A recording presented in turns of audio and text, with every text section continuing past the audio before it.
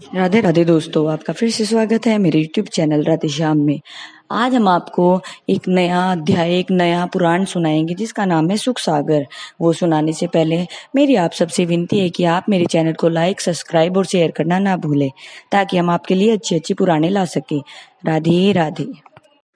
राधे राधे दोस्तों, आपका फिर से स्वागत है मेरे YouTube चैनल राधे श्याम में। आज हम आपको आगे की कथा सुनाते हैं। जब वे रात्रि में सोने लगे तो एक विशाल अजगर ने वहां नंद जी का पैर निगल लिया। तो नंद जी जोर जोर से कृष्ण, हे गोविंद, हे जोगीश्वर, हे जगदीश्वर आदि नामों से प्रभु श्री कृष्ण जी को पुकारने लगे।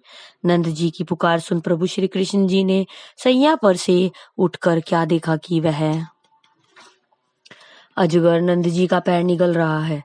हे राजा परीक्षित, फिर प्रभु श्री कृष्ण जी ने जैसे ही अपने चरण की ठोकर उस अजगर को मारी, वह अजगर उसी क्षण सर्प योनि से को छूटकर विद्याधर के वेश में दिव्य रूप धारण कर श्री कृष्ण जी के हाथ जोड़ इस तरह प्रकार स्तुति करने लगा। हे संसारीश्वर, हे जगदीश्वर, आपको मेरा बार बार प्रणाम है। हे जगन्नाथ, आपने पृथ्वी का भार उतारने के लिए इस जगत में सगुण अवतार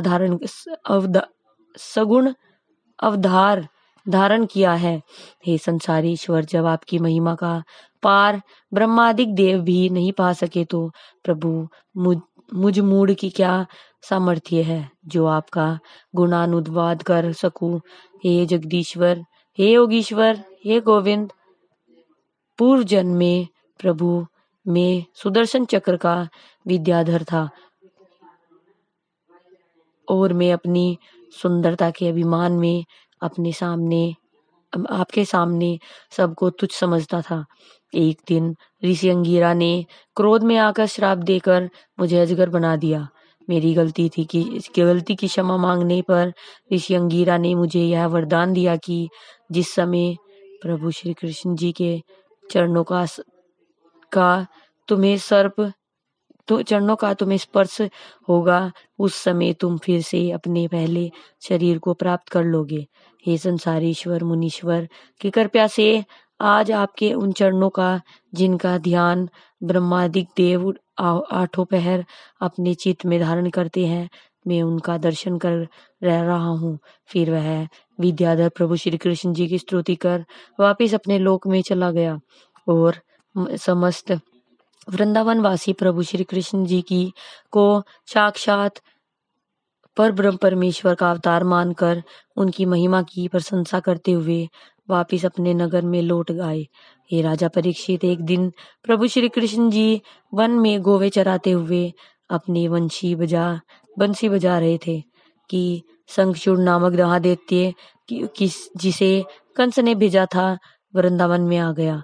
महादैत्य शंखचूड़ कुछ गोपियों को वन की ओर ले उड़ा। तब उन गोपियों ने हे कृष्ण, हे जोगीश्वर, हे मुरलीधर मनोहर, हे जगदीश्वर, हे गोविंद आदि नामों का उच्चारण कर प्रभु श्री कृष्ण जी को पुकारा। तो प्रभु श्री कृष्ण जी शीघ्र ही वहां पहुंचे और गोपियों से बोले, तुम सब चिंता मत करो, मैं आ गया हूँ। इस दुष्ट दैत्य को मारे जाने पर तुम शीघ्र ही खुशी खुशी अपने नगर वापिस चली जाओगी। हे राजा परीक्षित, प्रभु श्री कृष्ण जी को देखकर दुष्ट दैत्य उन गोपियों को वहीं छोड़ तेजी से वहां से अपनी जान बचाकर भागने लगा। लेकिन प्रभु श्री कृष्ण जी ने दौड़कर उस दुष्ट दैत्य के सिर पर जोर से मुक्के का प्रहार किया। मुक्का मारते ही वह दुष्ट शंखचूड़ दैत्य मृत्यु को प्राप्त हो गया। तब गोपियां फिर प्रभु श्री कृष्ण जी को किए अपने अनेक प्रकार से स्तुति करती हुई वापस अपने घरों को चल पड़ी और देवताओं ने प्रसन्न होकर आकाश से पुष्प वर्षा करनी शुरू कर दी।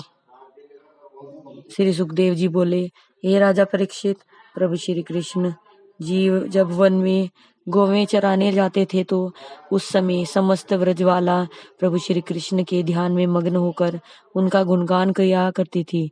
भगवान भास्कर सूर्य से शीघ्र ही अस्त होने की विनती करती थी। बड़े दिनों का तो क्या कहना, छोटे दिन भी उन गोपियों को पहाड़ से दिखाई देते थे और एक एक पल उन्हें एक एक वर्ष की तरह लगता था। तब वे प्रभु श्री कृष्ण जी के बाल चरित्रों की लीला में मग्न होकर हर पल को प्रेम से व्यतीत करती थी। उस समय कोई गोपी तो कोई श्री कृष्ण बनती, तो कोई नंद जी व कोई यशोदा जी बन जाती थी, तथा कई गोपियां दैत्यों का वेश धारण कर उत्पात मचाती थी, तो कृष्ण रूपी गोपी उसे मार गिराती थी। कभी गोवर्धन लीला, नाग लीला, चीरहरण लीला और रास लीला करती थी, तो कभी प्रभु श्री कृष्ण जी के गुणों की प्रशंसा करती थी।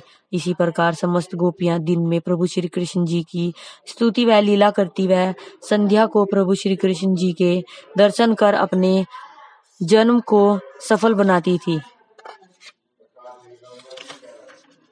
श्री सुखदेव जी बोले, हे राजा परीक्षित, एक दिन की बात है कि कंस ने दैत्य वृषासुर को अपने पास एकांत में बुलाकर कहा, हे मित्र, तुम वृंदावन जाकर श्री कृष्ण को मारकर मुझे सदैव के लिए सुख प्रदान करो।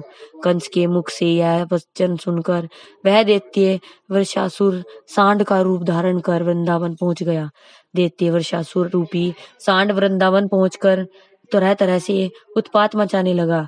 वह अपने खुरों से पृथ्वी को खोदकर अपने सींगों से गिरी शिखरों को पलटता हुआ इतनी जोर से गर्जना करने लगा कि जिससे गर्भवती स्त्रियों का गर्भपात हो गया।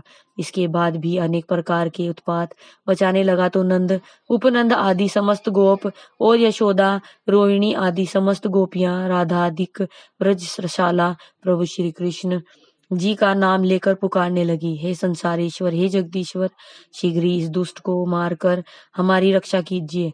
वृंदावन वासियों की पुकार सुन पर ब्रह्म परमेश्वर के अवतार प्रभु की श्री कृष्ण जी उन सबको धैर्य देते हुए उस सांड रूपी दैत्य वृषासुर के सम्मुख चले गए।